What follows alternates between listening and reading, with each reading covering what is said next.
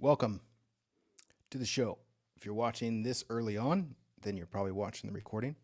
So check the timestamps to see what time I actually start because I'm going to hang out here for a little bit and wait for some folks to join us live. And that's pretty much it. So let me officially turn everything on and let people come into the show.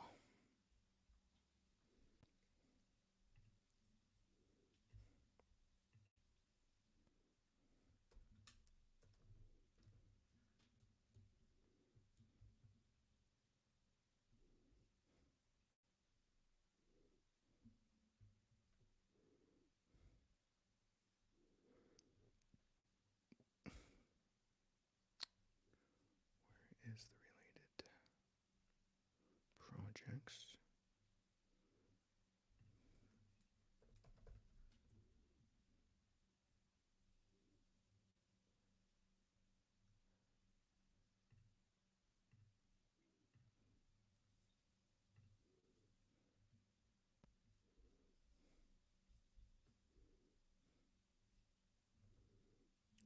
Hey, welcome.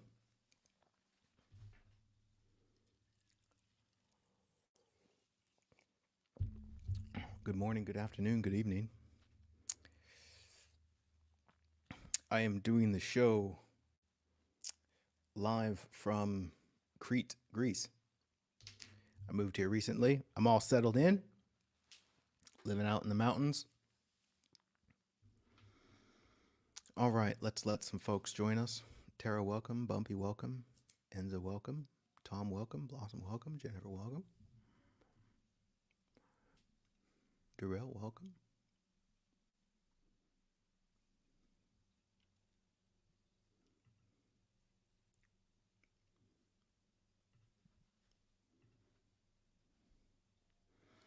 Welcome, Linda.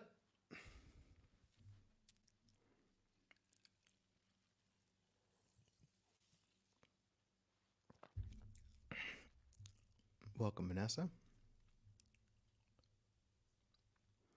What is the key to a successful day today? I can't say for you. That's something you might have to find out for yourself there. For me, though, oh, you know what the key is? You know what starts my day off really well? Is that I wake up and I start writing. And it's my favorite part of the day. And today I woke up at 3:45 a.m. I keep waking up like 15 minutes earlier than I did before. And normally I've been getting up, 4 or 5 o'clock. But today, the day before yesterday was 3:45, and then before that was 4. Today was 3:30. And I made some coffee, and then I just started writing, and I enjoy it so much. That's my key. I have a very intentional um, morning routine, one that involves doing something that I really enjoy doing. Am I loving Greece? Um, am I loving Greece? You know what? That's funny because it's almost asking the question, am I loving myself? Because if I'm feeling lots of love on the inside, then anywhere I seems to be an awesome place. And oh my goodness, the last month when I moved here, um, quite the challenges I got to encounter, which really brought up a bunch of things for me to write about. And also, it gave rise to this topic as well, which this topic is an extension of something I wrote and sent out a couple weeks ago called The 7 Keys to Not Taking Things Personally in Relationships. And all my writing, I mean, pretty much all of it is just looking at my own experience, my own humanness, and seeing the beauty behind the noise. And then I write about that and I share it. And then on this show, maybe what I'm going to continue to do, because it seems easier, is being that this show is every 2 weeks and I write every week, I'm just going to take the time in this show to review something that I've written about, and I can share additional thoughts and pointers. Z, welcome. Ronnie, welcome. Z and Ronnie, I hope you guys come back to see me, and this time you can come see me in Greece, since that's where I'm at this time. And I do plan on doing something similar in March. Welcome, Michelle. First time. Ronnie, welcome. What is the deepest sentence you ever wrote? Oh, goodness. I don't know. Because I write so many profound things. But the deepest thing, I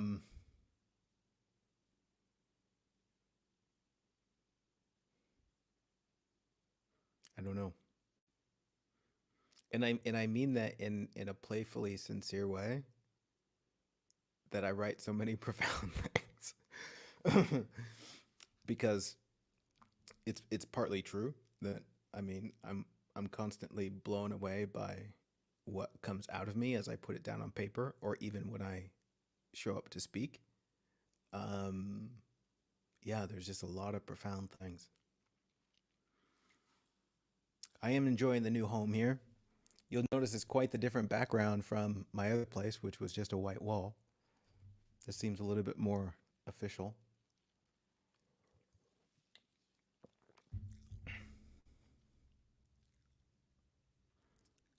Yeah, I was contemplating the Philippines, and why did I choose Crete? It was funny that I chose Crete because I've never been here before. I had never even been to Greece. Um, but let's say that I chose this with somebody else who had been here before, who had lived here before. And so we came out here together. And from everyone I talked to, the people who know me really well, they said, "Oh, I would absolutely love Crete." And so, yeah, I came out here with the intention to give it a year and see how it goes. And I'm such a huge fan of islands. I lived some time in Hawaii, and then, traveled around to a bunch of different places. And anytime I found um, an island, I just really liked the vibe. And this is a huge island, and I'm living up in the mountains, and outside my window here is just a beautiful yard and garden with lots of fruit trees and lots of space. And then it just overlooks these sprawling mountains, and I can see the ocean off in a distance, and there's hiking trails right out my front door. So it's like I step outside, and then there's just hiking trails all throughout the mountains, and I'm such a big fan of that. So that's going well.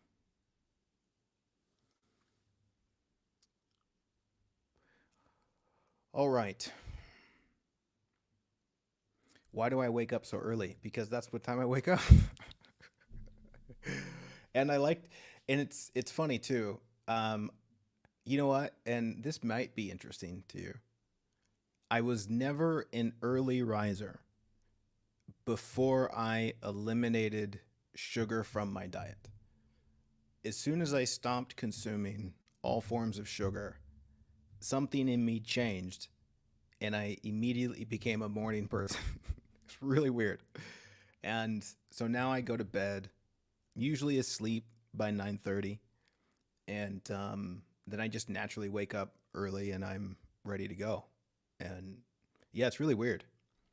And I would have never bet that something like that would have happened, because I've always been like a night owl,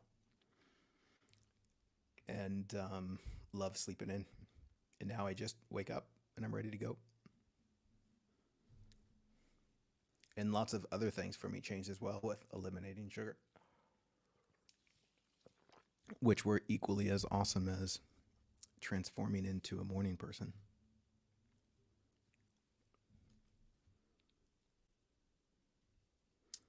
Okay, you guys, we are going to start this show and get right into it. It feels like I haven't done this in a while. Am I forgetting anything? No, let's go. Welcome to the show.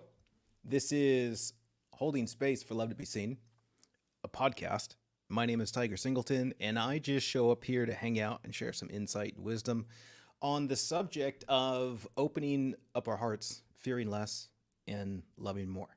I'm going to share some insight and wisdom, essentially just running my mouth. And then after that, I'm going to answer some questions for those who are watching live. And as the pattern goes, we'll end with a very short and sweet guided meditation.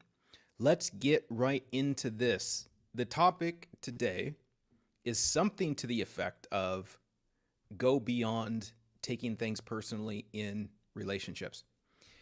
Now, I'm excited to jump into this because I didn't really do any preparation other than this title and theme is an extension of a letter that I sent out a couple weeks ago called 7 Keys to Go Beyond Taking Things Personally. And so my intention today is to hang out and go over these 7 keys. And quite honestly, I don't even know what those 7 keys are right now because I've completely forgot about it. But I do remember how much I enjoyed writing about it. So it's going to be fun for me to jump into this as if I don't know. So it's going to be a discovery for myself as well. And I will read a little bit from that letter and then also share some additional things if it comes up. And that'll be the flow. That'll be the show for today. So welcome. And can we preface this a little bit? My goodness. Why is it so important to go beyond taking things personally? And this is a huge topic. It fascinates me to look at my human experience and see just how much, to what degree, my emotional disturbances are rooted in taking things personally that aren't actually personal. And this is something that I invite you to investigate for yourself and see how honest you can get about it. And if you can find emotional disturbance that isn't the result of taking something personal, I'm excited for you to possibly see that it is taking something personal and you just don't see it yet. That's exciting. And then as we recognize that that's happening, it opens up a world of discovery where we ultimately realize, I don't need to be disturbed about this. Why? Because it's not personal. And even if there is disturbance and we can't necessarily get away or get around it, then there's an opportunity to retreat in our attack that essentially wants to blame somebody else that we think is the cause for our emotional disturbance. And the part of the title about this being in relationships is quite on point because, my goodness, this can be the catalyst for such a disaster in relationships. To not realize that we're taking something personally and subsequently acting out in a way that is drastically misunderstanding the circumstance and behaving in a way that's ultimately some flavor of violence, which is all stemming from this assumption that what we think is happening is somehow personal. So this is a great doorway into a form of liberation if we can take the time to examine our experience, self-inquiry, and bring a little bit of clarity into what's really happening. So let's dive into this letter. And if you don't get these letters, you can send me a message and I'll let you know how to do that. But you know what? Let me read the disclaimer because I put this disclaimer in before I sent the letter out because it just felt really important. Disclaimer. I enjoy the act or art of writing, where I have the opportunity to invite simplicity to human challenges that often seem wildly confusing, painful, and in the way of what we'd like to experience. However, in my sharing such things, I cannot ignore the raw reality of being human. My intention is not to suggest that it should be simple for you, or that if you're deeply struggling, you're somehow just not getting it. As we encounter painful emotions, it's common for the mind to feel quite lost, where things become dramatically unclear and we find it difficult to even think straight. I have immense compassion for this space, while knowing in many cases it just takes time for such things to move and come back to a space of sanity. In the spirit of that, what I'm attempting to communicate in this disclaimer is that if you're deeply struggling with taking things personally, I'm sorry, and I understand how difficult that can be. If you find this exploration below helpful, then wonderful. If not, then that's perfectly fine as well. I hope you can find that place of sanity where things become clearer and you can see that what you are is fundamentally whole, complete, and love. Okay, here are the 7 keys to go beyond taking things personally in relationships. I will read all of these keys and then I will go back over them, share a little bit about what I wrote, and see if anything else comes up for me. Here are the 7 keys. Number 1, understand the mechanism. Number 2, evaluate the painful impact. Number 3, visualize the growth opportunity. Number 4, self-awareness of triggers. Number 5, transparent communication. Number 6, conscious practice and participation. Number 7, emotional self-accountability. Part of me just wants to read you this whole thing because I think it's really good. But we will just read a little bit and see how that goes. Maybe I'll get inspired to say something else as I read. Maybe that's what I can do, is I can just read this. Is there any rule that says I can't just do that? That I can't show up here and read you something that I think is beautiful? Let's break the imaginary rule and do that. Number 1, understand the mechanism. The mechanism of taking things personally, actually, if I'm gonna do that, because there's a whole introduction section, no, I'll skip that part. Okay, back to the plan. Understand the mechanism. The mechanism of taking things personally stems from our attempt to find ourselves in the world. We are essentially on a constant quest to look for our self-identity in what appears to be happening out there in the world. Naturally, this comes from the ancient question of, who am I? If we are asking that question and we think the answer can be found out there, then by default, when things happen, we follow up with the question of, what does this mean about me? It can be fun and curious exercise to watch just how much you're asking that question without even realizing it. This, as mentioned, is the attempt to take things personally.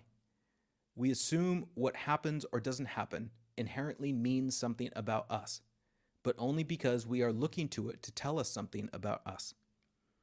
Can you see how looking for yourself in the world automatically translates to taking things personally? The deeper question here is, what does it mean about you other than what you imagine it means about you? The fundamental challenge here isn't that you're trying to find yourself in the world or even in other people. The challenge is rooted in trying to find yourself in the mind.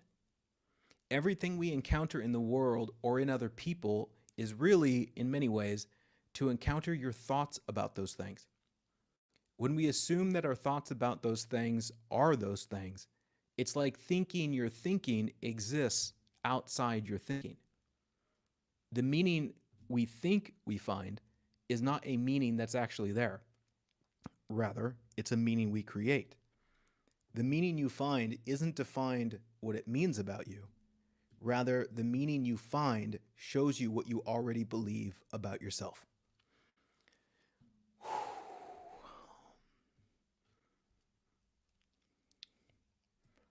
Now I'm just going to take a moment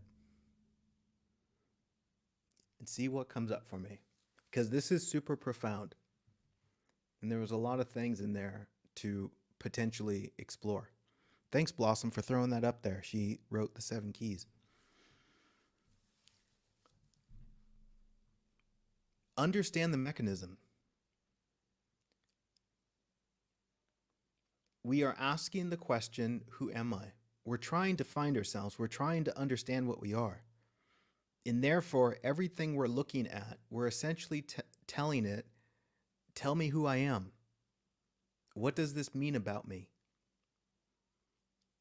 And as life is life, as energy dances, we observe the cosmic light show, we project meanings that are not really there. Whether you get laid off from a job, that's a happening. And the question is, what do you think that means about you? And you see that it doesn't mean anything about you other than what you say it means about you. Even if somebody else says it means something about you, you're the one that has to agree that it says something about you. And if you take it personally in the way that says you're less than, this means I'm unworthy, then you will suffer. You will see yourself as inadequate. You will see yourself as not enough because that's what your interpretation is saying. Your interpretation says that this means I am less than. But does it really mean that? Even if you tell a story that says something positive about yourself, that might feel better, but is it really true? And the question ultimately is, what's really true?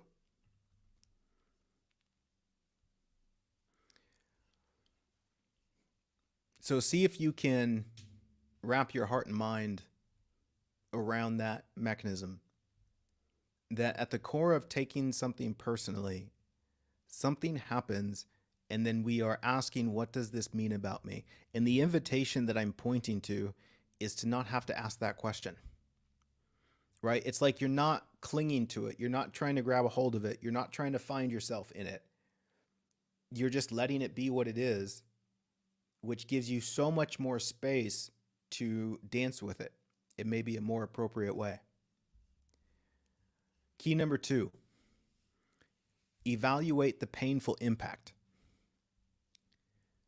The painful impact of taking things personally will inevitably damage every relationship in some way.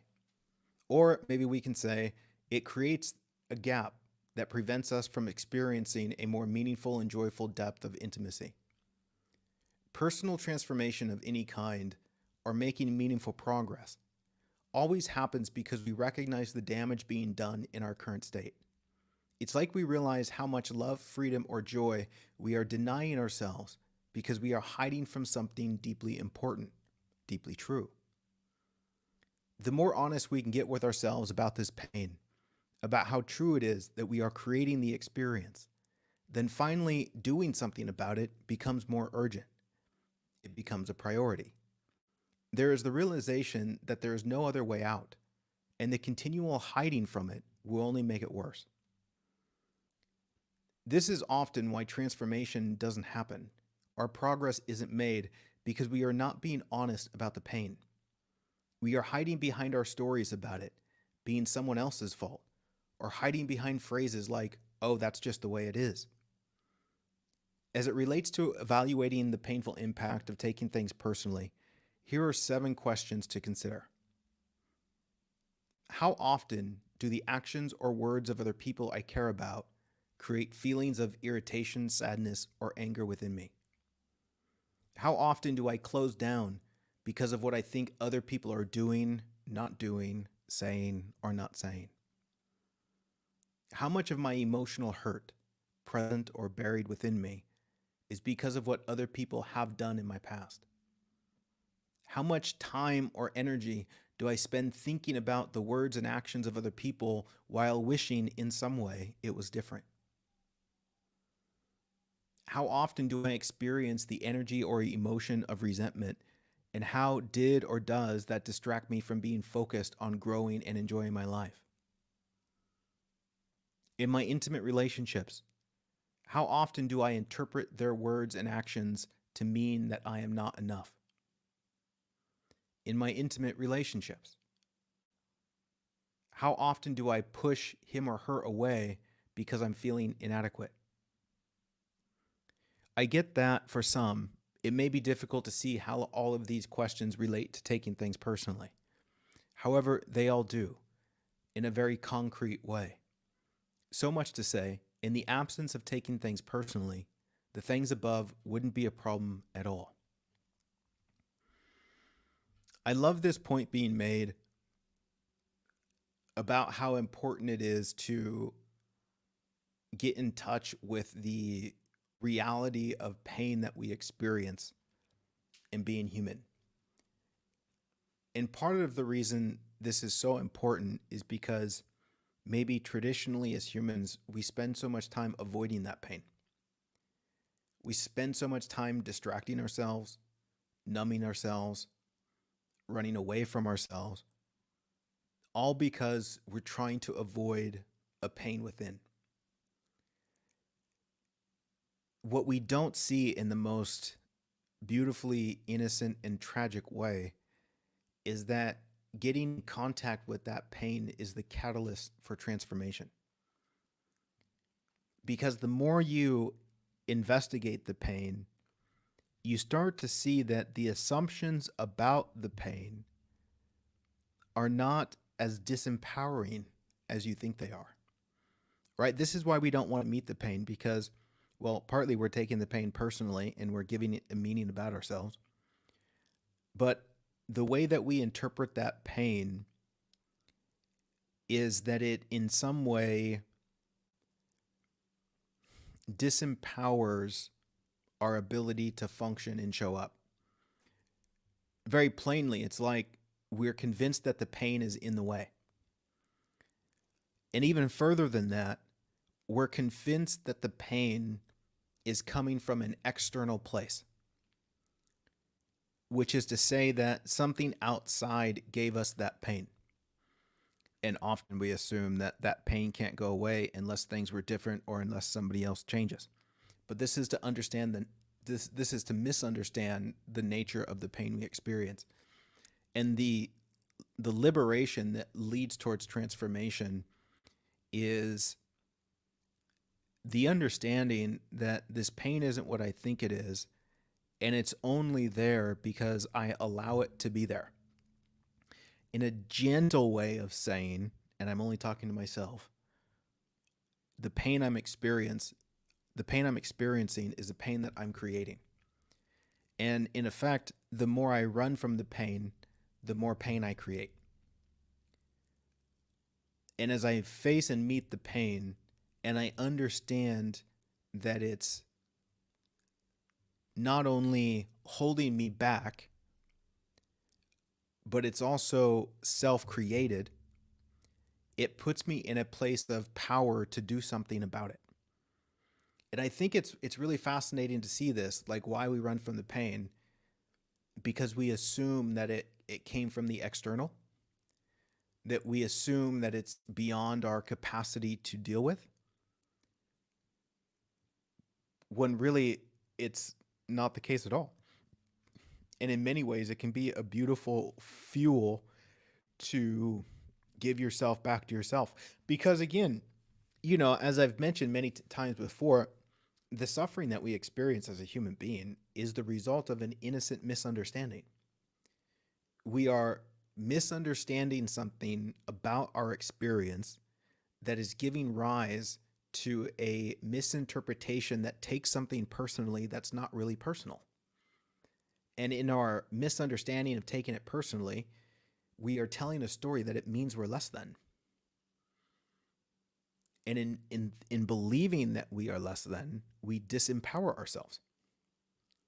And so to not address the pain, to run from the pain, to even try and numb the pain, you're still carrying that with you, which means you're still carrying a belief that you're disempowered, that you are a victim of circumstance, that you are not whole and complete. I mean, the list goes on and on.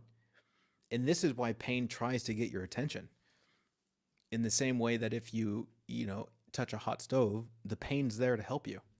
It's there to show you how to move in a way that's more in alignment with wellness. And emotional pain is the same. It's an alarm that's going off that's saying, hey, buddy, you're not interpreting this correctly. You're not seeing what's true. And you're telling all sorts of stories about yourself that are not serving your human experience. All right, key number 3, visualize the growth opportunity. After I self-compassionately examine the pain caused by taking things personally, It begins to make obvious what my experience might be if I didn't take things personally, or at least reduce my tendency to take certain things personally. Again, as with the natural flow of any transformation, first we acknowledge the pain and damage, and then we make a clearer the outcome and opportunity we'd like to move into or allow. Without such clarity, in seeing what's realistically possible, we won't have any direction of focus or any really good reason for moving through the inevitable challenges. What we ultimately need to see is just how important this is, not only because we want to be happier, but also because it's deeply true, and because the pain is not only infecting our experience, but that pain bleeds into the experience of those we care about. Maybe in one way, we see it as a deep responsibility and duty to make this a priority. Here's an important question, or here's a bunch of important questions. Wait, never mind. It's just one question, but it says questions in the document. Here's an important question. What would your experience look like, day to day or year by year, if you dramatically reduced your tendency to taking things personally? Here is a list of 7 profound personal benefits I've experienced with seeing beyond the illusion of taking things personally.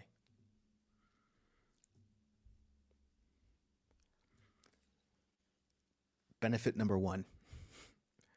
I'm able to hold a genuine space of love and compassion for people in my life without being overly triggered. This has allowed me to contribute to their growth process, allowing them to feel safe and deepening my heart connection with them. Number 2, I've been much less reactionary to things that happen in my life and the things people do and say. My attitude is much more about curiosity rather than defensiveness. This has made me much more available to receive insights about myself, others, and life, accelerating my growth.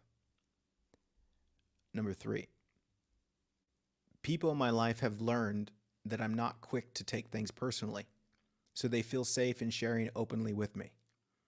They feel my presence is a gift to them, where they don't have to feel guarded and they can just be honest.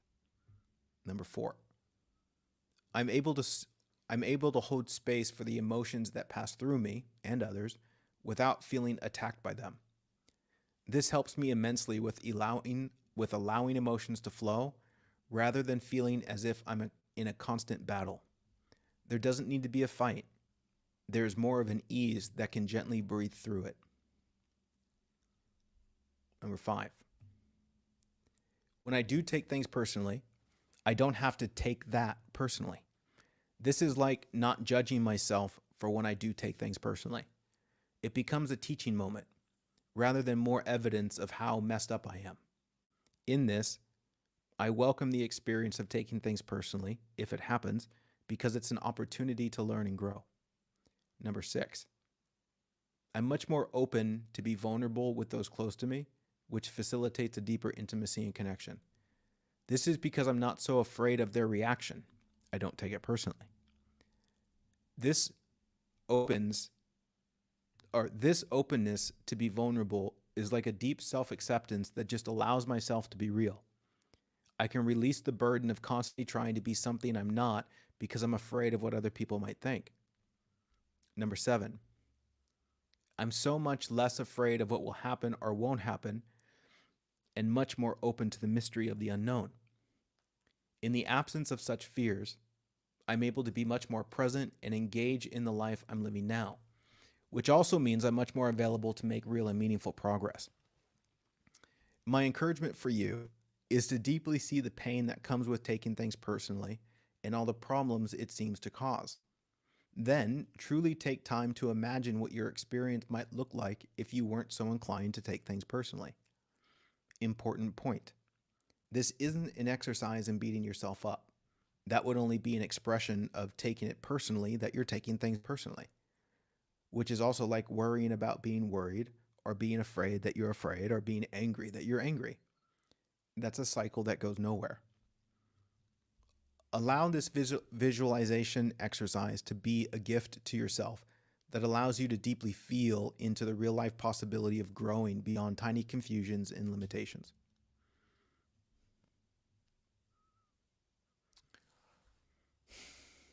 You know, again, the answer to your question is yes, Samantha. Again, as it relates to any transformation, it's so important to have a clarity of direction, which in another way is like being clear about what you would like to experience or what you see as possible. It's one thing to get in touch with the pain, but you have to see what that pain is in the way of. And again, the pain is also almost like an indication that we're not fully being honest with ourselves. And so the prize of meeting the pain and being more honest is connecting with more of what we crave. And so it's important to, in our honesty of looking at the pain, asking, how is this, my tendency to take things personally, in the way of me experiencing more of what I'd like to experience? And so you look honestly at your life, at all the things you take personally and the disaster it creates. And there's sort of this self-responsibility and this self-accountability that says, I need to give this some attention.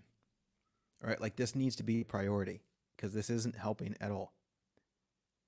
And then to visualize what's actually possible so you know the direction you're going. And you know, this is no different from building a business or making some other form of transformation where you have a clear vision of what's possible. And sure, you may not reach it in totality, but you can make progress in that direction. Like, let's say you take 100% of things personally, and your goal is to take 10% things personally. If you make it to 70% personally, 70% of taking things personally, that 30% improvement is going to have a dramatic impact on your life. So much so that it might not matter so much to get all the way to 10% because it creates some breathing room for you and you start experiencing more joy. And so, you know, even if you fantasize about never taking anything personally or just 10%, that's fine. Just see what's possible and then start taking tiny steps in that direction. Key number 4. Hold on, I got to hydrate. That's not right. Key number 4, self-awareness of triggers. If you made a list of all the ways you take things personally, yeah, it might be a huge list and quickly become overwhelming. The good news is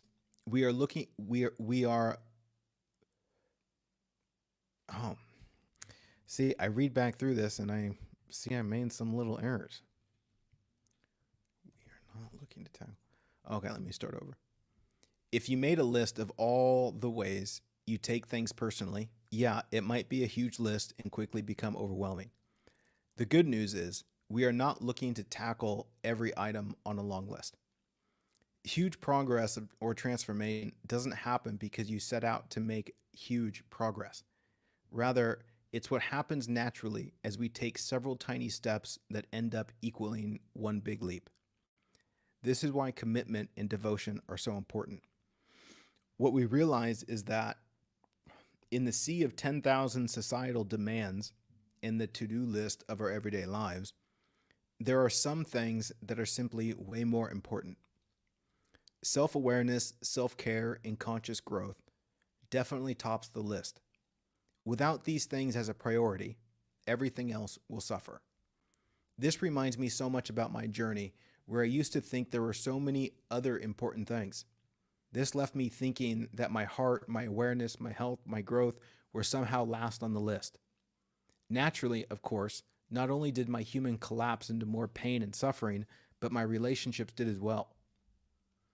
A previous edition of the Monday Insight Letter, Series 84, called Self Abandonment, Feel the Pain of It, might be a useful read here. The key with overcoming the tendency to take things personally is becoming more self-aware of the common triggers that lead toward this undesirable experience. The more aware you are of them, then the greater your capacity to deal with them as they arise. It's not so much to say, oh yeah, I know what they are. More so, it's about transforming our relationship with those triggers. These triggers are not enemies. They are not in your way. They are not evidence of your unworthiness. Rather, they are profound learning opportunities that are there to help you see things more clearly. We are welcoming these triggers into our life and releasing the fearful energy that tries to conquer them, which only leads towards hiding from them. My recommendation is to identify 3 triggers that show up regularly, and we can find some tiny steps and start learning from what they are attempting to teach us. What is a trigger? A trigger refers to an event, situation, or action that seems to cause an emotional response or reaction within us. It can be something that pushes our buttons, stirs up strong emotions, or brings up past wounds and insecurities. Triggers have the power to activate deep-seated patterns and beliefs, often leading to defensive or reactive behavior. Here are 3 example questions to help draw out what your triggers might be. Question number 1. What does my partner commonly say or do that seems to make me believe, think, or feel that I am not enough or I am unwanted? Number 2. What do I avoid in my relationships because it brings up thoughts and feelings of not being enough? Number 3. What common experiences have me most on edge, where it seems to cause me to carry around a feeling of being defensive or emotionally disturbed? Next, choose 3 of your responses/triggers that you can invite in your life as a genuine teacher. Let me say that again. Next, choose 3 of your triggers that you can invite into your life as a genuine teacher. The point I made in this key is about transforming your relationship with the trigger. You can see that because it appears that the trigger disturbs you, which then blames the person for triggering the trigger, and we think the person disturbs us, we think that trigger is in the way, right? So we develop a relationship with the trigger where we ultimately end up hiding from it, where we don't want to experience it. What's not recognized, though, is those triggers are trying to bring up something in you that's innocently confused. It's trying to give you an opportunity to bring clarity. Now, you can never experience benefit from this opportunity if you're not open to the trigger, right? If you think the trigger is wrong, if you think the trigger is against you, there's no openness to dance with it. You're doing everything you can to avoid it. And so I'm inviting a transformation in our relationship with that. Like, can we just find a space of openness in identifying these triggers and saying, oh, wow, I see that this is actually here to help me. And if that's the case, I'm going to see a lot more than if my attitude was that this trigger is an enemy. Number 5, transparent communication. If we can understand the mechanism, key number 1, of taking things personally, then we can examine these triggers and see more clearly where the misunderstanding is. The transparent communication starts with an honest conversation with yourself about the real and deeper issue. As you do this, it will prepare you to have transparent communication with the people in your life that seem to be connected to your trigger or triggers.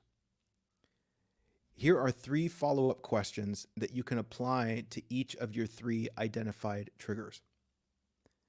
When this trigger happens, what is the immediate reaction in my body? And what is the story I'm telling that my body is responding to? And the story you're telling is a created meaning about yourself. So what's the meaning being created? Number 2, can I truly see that I'm not responding to what is happening out there, but rather I'm responding to my mind's interpretation, my unconscious pattern of thinking of what I have decided this means about me? If I took myself, or question number 3, if I took myself out of the equation, if I disappeared, and it was impossible that this was about me, what else might be going on that I'm not seeing? I love that question. There is a profound difference between what seems to be happening and what is really happening. Most people unconsciously assume that just because something seems to be happening, that it is happening. This would be like imagining that it's raining outside on a sunny day and then adamantly proclaiming that it's happening just because you can imagine that it is. As with taking things personally, we can become so adamant that something is personal that it means something about you when outside your thinking, it doesn't mean that at all. You see, you can imagine a sad story and immediately feel sadness, but that doesn't mean the sad story is happening. Sure, sadness is happening, but sadness isn't responding to life as it is. Sadness and all emotions are responding to the stories being told within the imagination. Just as with watching a movie, you can feel all sorts of things, but the movie isn't real. Furthermore, you're not even responding to the movie, you're responding to the mind's interpretation of the movie. And everyone will respond differently depending on the stories they are telling about what they see in the movie. This, of course, is why some people take certain things personally and other people don't take those same things personally. There are different stories being told. In our transparent communication with others, depending on where that other person is in their journey and their availability to play along, there is an opportunity to open up to them and create a more helpful environment for addressing your triggers. Of course, if they appear not to be open, there are tactful ways of helping them become more open, but that's for another day. The beautiful thing about relationships is that it affords us the opportunity to see ourselves more clearly. And if the relationship partner also knows that, it can be extra helpful. Here's an example of transparent communication in relationships, which is very similar to how I might approach it. My love, I'm having a holy shit moment right now. I'm recognizing that when you say things like XYZ trigger, my mind interprets it as meaning that I'm not enough and I'm undeserving of your love. This not only deeply hurts, but it also distorts how I see you. My mind tells unkind stories about you. Something in me wants to push you away. Oh my goodness. I'm so sorry if you feel me doing that. I see that I get scared and I try and protect myself, but I can now see that it's not really because of you. This is a re-emerging pattern of mine, and I would like to see if I can transform it a bit. Would you be open to helping me? I genuinely feel there's a lot more beauty for us to experience together if I'm not so quick to take things personally. That's a great start to a powerful relationship conversation, inviting a genuine partnership that focuses on growing together. This can apply to many types of relationships, whether it's between spouses, family members, friends, or even work colleagues. That was a long one.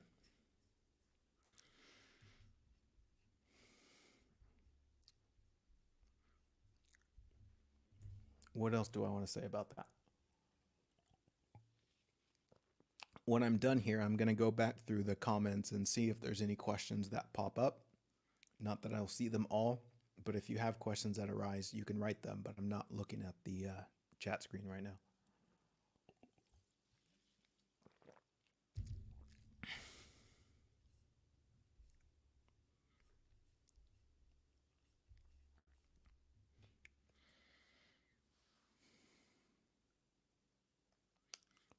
No, I'm just going to move on. Key number 6, conscious practice and participation. If you want to get good at something, better at something, or make progress of any kind, you cannot avoid the reality that it requires conscious attention. Maybe the deeper question is, how important is it to you? There isn't a one size fits all approach here. What works for me could be completely irrelevant for you. For myself, I've set up my work life to double as my conscious practice for growth, like having to write a weekly letter that explores my inner landscape and many other things. For you, the question is, how can I make this a priority? Or if you're engaging this path with a partner, how can we make this a priority? The concepts of devotion and commitment work well here. As we see that something is profoundly true, as in our hearts recognize a clear path that points towards liberation, something in us wants to surrender ourselves to that path. With commitment, it's similar. We recognize that success or progress in a particular area will require us to make something a priority in our lives. I wonder if, like for myself, you either have or can find a genuine fascination with this discovery around taking things personally.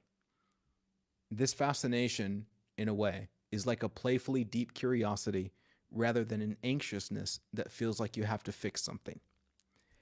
The invitation is to engage this discovery and growth as a joyful opportunity rather than as some form of self-punishment, which I've seen is quite common with some people. It seems like an honest promise to say, if you engage this practice and participation with an attitude of self-rejection, your heart will close, and you will miss the deeper opportunity to fall in love with the process and journey. Just as with relationship growth, or even evolution into a deeper intimacy, it doesn't just happen because we want it to happen. We must have our hearts and attention pointed in that direction and be willing to honor that priority in our daily or weekly lives. Here are 3 questions you can ask yourself that might contribute to you finding a path towards conscious and active participation when it comes to bringing more awareness and healing to your 3 triggers. Question number 1. Can I schedule a regular time, daily or weekly, where I can do an honest self-evaluation of my experience with these triggers? Question 2. Who can I talk to on a consistent basis that would be supportive of my journey and might also be interested in overcoming similar challenges? Question 3. What are the common distractions in my life that could easily be removed and make more space for giving this my attention? Just as the process of becoming more mature takes years and lots of life experience, so does the process of overcoming a limitation of fear-based conditioning. A lot of people assume that there's some sort of quick fix or some magical spiritual formula that can instantly remove such patterns of thinking. Yet, it simply doesn't work that way. The fundamental spiritual invitation is to surrender the lower level urges or wants of our human and to devote ourselves to something higher and more soulfully rewarding. This isn't a week-long devotion. It's not a spiritual vacation. It's the realization that, holy shit, this will be important for the rest of my life.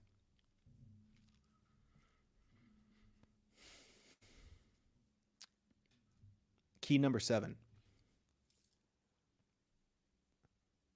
There are 2 insights here that we must hold with equal value, to not get lost in either lofty spiritual concepts or lost in our painful emotional stories. Insight number 1. It is deeply true that my emotional experience is not responding to what's happening in life or in others, but rather it's responding to my interpretations of experience and the conditioned stories I'm telling. Insight number 2.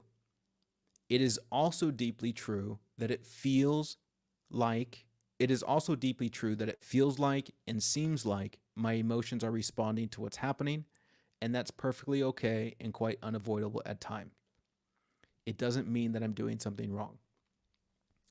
Often, in our understandable determination to be spiritual, we cling to profound spiritual insights and essentially start pretending to live out those insights. This results in the repression or the act of ignoring what is sincere within us because it doesn't appear to match our interpretation of the insight. In a simple way, it's like seeing deeply that there's nothing to fear in reality, so we try to convince ourselves that we are not afraid when in actuality we are.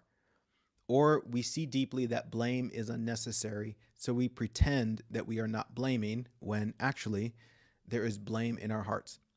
There's 100 more examples of this. The deeper truth here, in these profound insights, is that they all point to a foundation that invites you to truly be as you are. They invite you to release the resistance that thinks your experience is somehow a mistake or that you should be doing it a different way. They invite you to be still and embrace the authenticity of your human experience. To truly see that there is nothing to fear also means that you don't need to be afraid of being afraid. So if fear is genuinely there, it can be there. If it's true that there is nothing to blame, then you don't have to blame your blame. Rather, you can be held within what you are in a compassionate and safe space. You see, this is the common struggle for human beings. The idea or assumption that there is something about themselves that is undeserving of love. This assumption is brought with us into spirituality. Then, rather than seeing the deeper opportunity to embrace the totality of what you are, spirituality is used as further means to avoid the totality of what you are. The same happens in relationships as well. People enter relationships as something to hide behind, rather than cultivating a relationship that slowly helps you come out of hiding. If you enter a relationship as somewhere to hide, you'll find yourself putting up with all manner of bullshit that you would never put up with. If your intention were to create a container for genuine growth. Emotional self-accountability is about honoring both sides of this coin, the deeper spiritual insight and the raw authenticity of your human experience. Just because I can see that my emotions are not responding to my partner's words and actions, but are responding to my stories of taking things personally, it doesn't mean I'm going to ignore the reality where it genuinely looks like my pain is caused by their actions. In fact, the reality of this apparent dance between the two is what sets the stage for deeper intimacy, where a conversation can be had that honors both our human experiences. This is just like the example of being afraid. If I clearly see there is nothing real in life to be afraid of, but the authenticity of my experience is sometimes afraid. But the authenticity of my experience is to be sometimes afraid. If the spiritual insight about what is real and true, I'm rushing through it. It's the spiritual insight about what's real and true that invites me into a safe space to explore the authenticity of my experience. If I can find a space that's not afraid of being afraid, then I can be honest about being afraid, which means I can look honestly and sincerely at my fear. As I look upon my fears with openness, I then have the opportunity to watch those fears melt into the deeper truth that there is nothing to fear. I cannot see there is nothing to fear if I'm unwilling to look at the reality of my fears. I cannot see the reality of nothing being personal if I'm not willing to deeply acknowledge those moments where I'm taking something personally. Then I wrote some closing remarks and conclusion stuff, but I'm done reading for now. If you want a copy of that, you can reach out.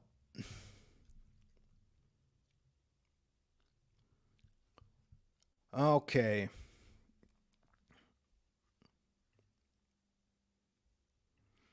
Yeah. I partly enjoyed reading that and I partly didn't. That was the first time I've done that on this show, which was to read so much.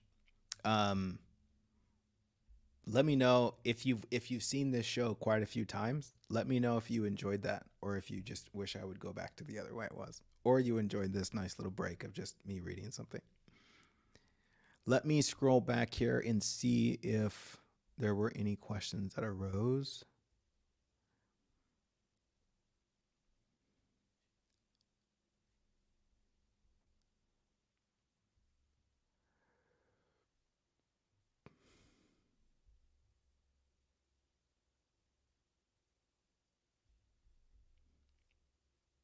Perhaps we need to think about how others person is saying whatever hurts us. Is it really being intended as such? Are we being selfish thinking it's about us? Does that even make sense? Doesn't make sense. Perhaps we need to think about how the other person is saying whatever hurts us. Is it really being intended as such? Are we being selfish thinking it's about us? Does that even make sense? I'm not totally sure I get what you're saying there, Melissa. Um, but in a playful way, in a very, very playful way, I invite you to see how taking things personally is selfish. It's looking at what's happening in life and saying it's about you, and it's not about you, right? Like if your partner is going through a tough time and they can't see clearly and they're hurting and they're just saying things because they're hurting, to make that about you is playfully selfish. And I say playfully so that you don't use it as a way to beat yourself up, but as an invitation to say, oh, maybe I don't need to take this personally.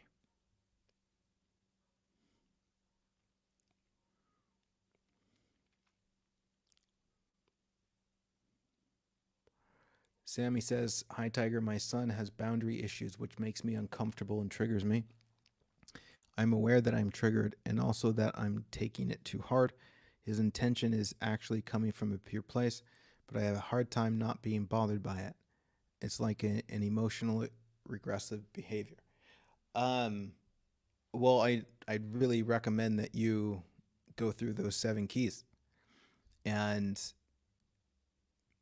you see, there's an opportunity here where you transform your relationship with the thing that used to bother you, right? Because we recognize what we're being triggered. Okay, I'm being triggered by my son's behavior.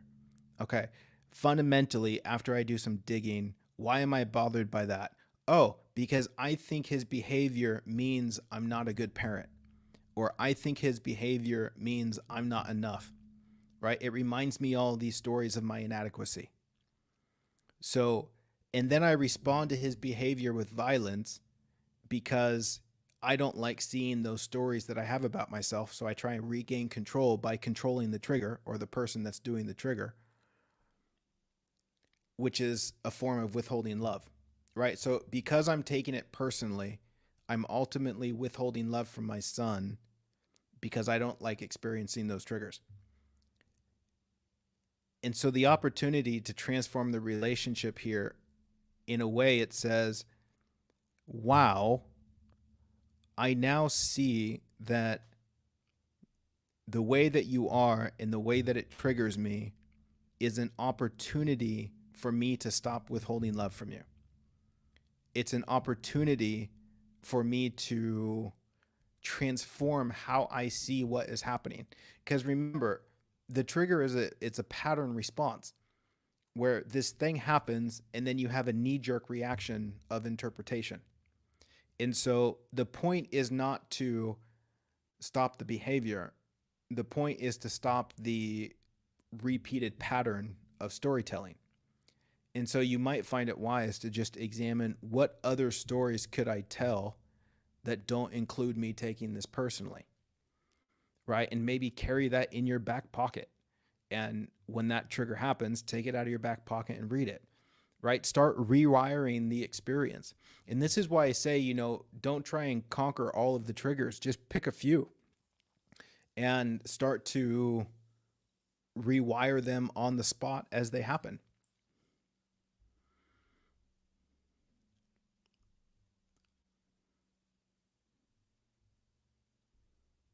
Oh, I'm glad you guys enjoyed that.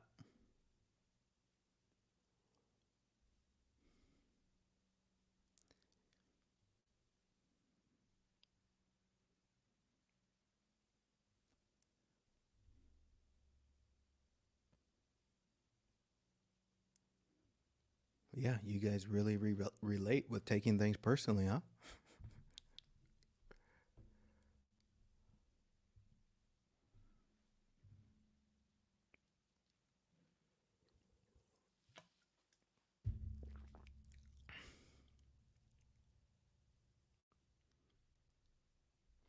Okay.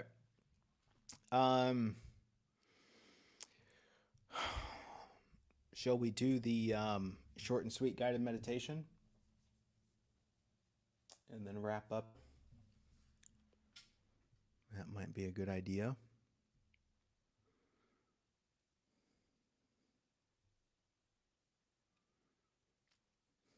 I'm just feeling into the space right now.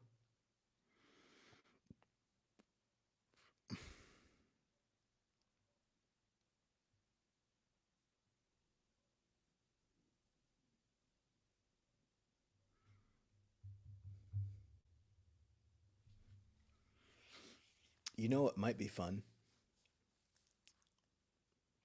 I wonder if I could find time for this, which is like after I write these letters, I do a live stream of me reading the letter, and then I can attach the audio version of that with the letter when it goes out. That could be fun. Boom, Linda. Thanks for the donation. I see that one. Thank you. That could be fun. But to do stuff like that takes time and resources because it would be an amount of work that I wouldn't do on my own. I would have someone on my team do it, which means I have to pay them to do it. It's beautiful how that works. Okay. Short and sweet guided meditation. What are we going to call it? Um,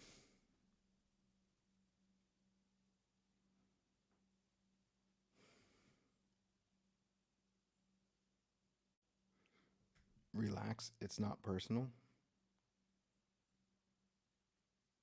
Yeah, let's do that. Okay. Guided meditation time.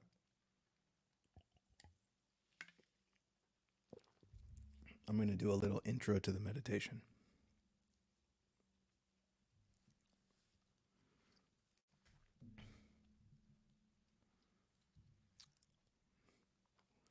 I feel so nervous about doing this meditation right now. I don't even know why. Probably taking something personally. Okay. Um,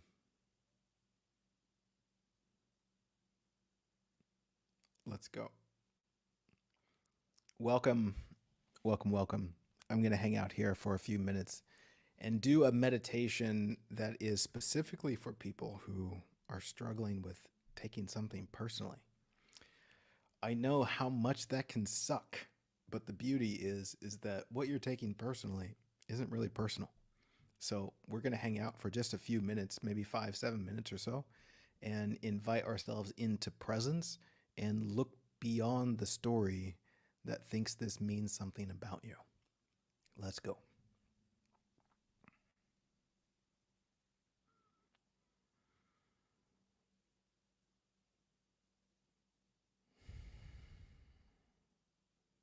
Welcome to this space. We're just going to be here for a few moments. Can you relax with me? Can you give yourself permission to let go of everything else for just right now and totally fall in to the present moment? Just you and I here right now, hanging out.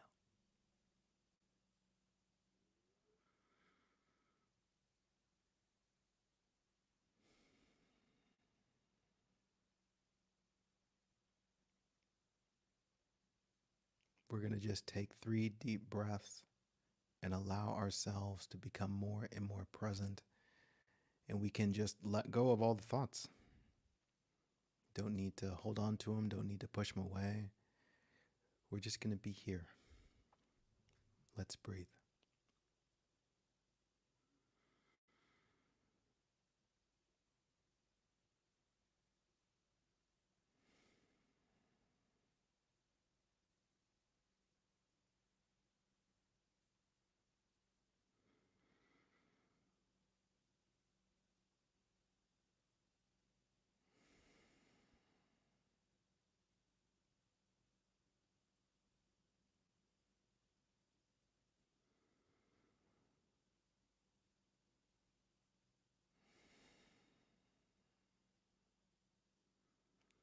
Whatever pain or tension you might be with,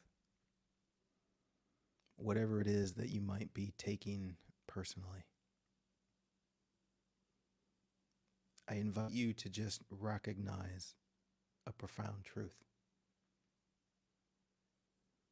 That truth being that your tension and emotional disturbance isn't really responding to what someone said or what someone did or how things went or how they didn't go, but it's responding to what you think it means about you. Whether it's about what you think your future is, whether it's about you being enough or being loved. See that there are these assumptions taking place, these stories being told that are attaching a meaning that isn't really there. We're just believing that it's true. And that's okay. It just hurts. The good news is we can hang out in this moment and look beyond all those stories and see that in this moment right now, that's not really true. So my invitation is to breathe into reality without that story. Just seeing that it doesn't really mean that about you. Sure, you might be scared. Sure, maybe it's not what you wanted.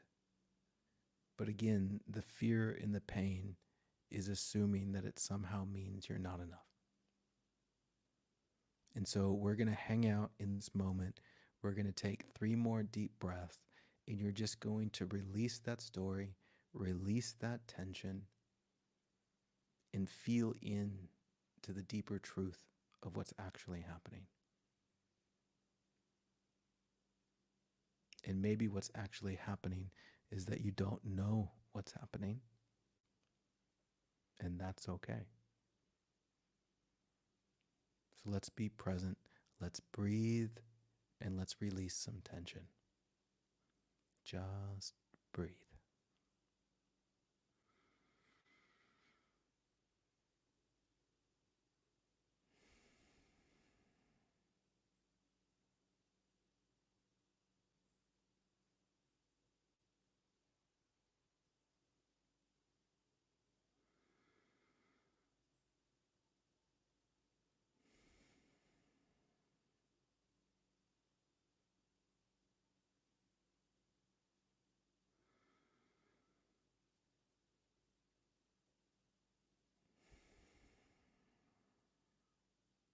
Let's do 3 more breaths.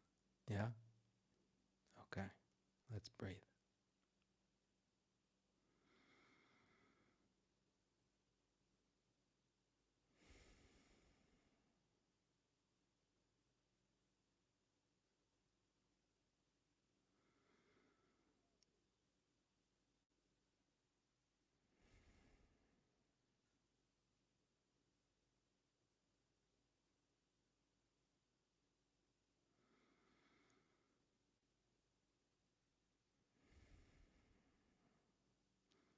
Do you see the profound difference between the life that's here right now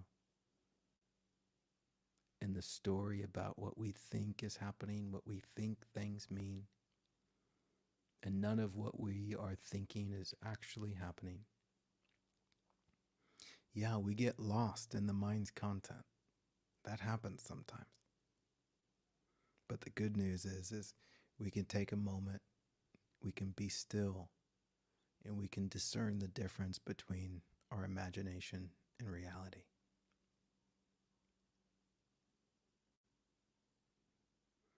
Thanks for meditating with me today.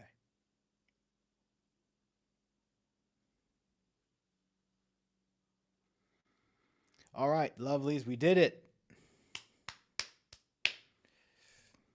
Episode, what one was that? 67? All right. I appreciate you guys. I forgot to check for questions over here.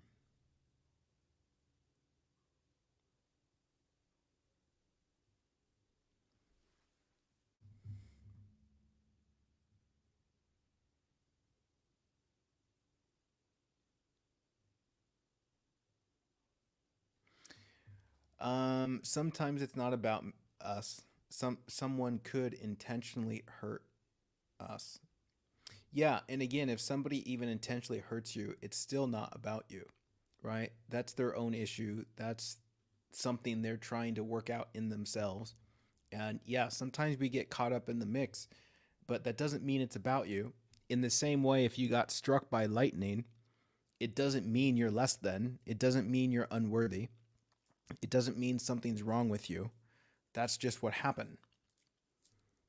And so, even if someone, insults you or physically attacks you, um, it's never about you as it relates to the truth of what you are or your worth and value.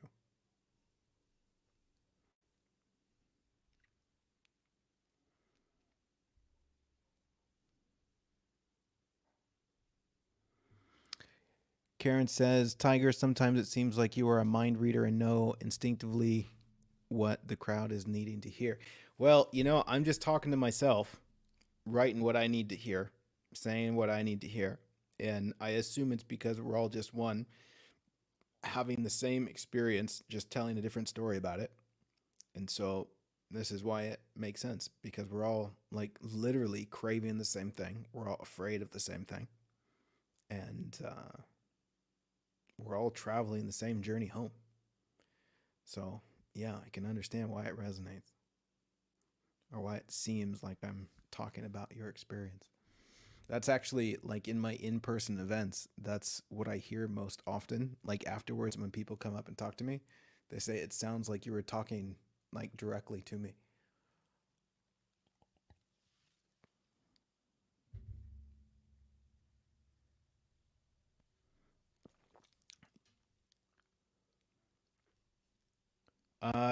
I'll be back in 2 weeks. I do this show on the first and third Tuesdays of the month. Um, Alton, thank you for the donation, brother. And anyone else that donated and I didn't see it, thank you. And anyone who's about to donate and I didn't see it, thank you. Oh, they did make a switch recently. Did you hear about that? Insight Timer, they made a change where they announced teachers now get 100% of the donations. And then a couple months later, they announced, never mind. Apple, the Apple App Store denied that request. The Apple App Store considered it income and not donation. And so Apple takes 30% of your donation, which, all is well. But I assume there are other ways to donate to me where there isn't such a cut. And I can't talk about those other ways on this platform, or the platform might kick me off. So I got to play by their rules. All right, lovelies. Till next time. Love you. Appreciate you. Bye-bye.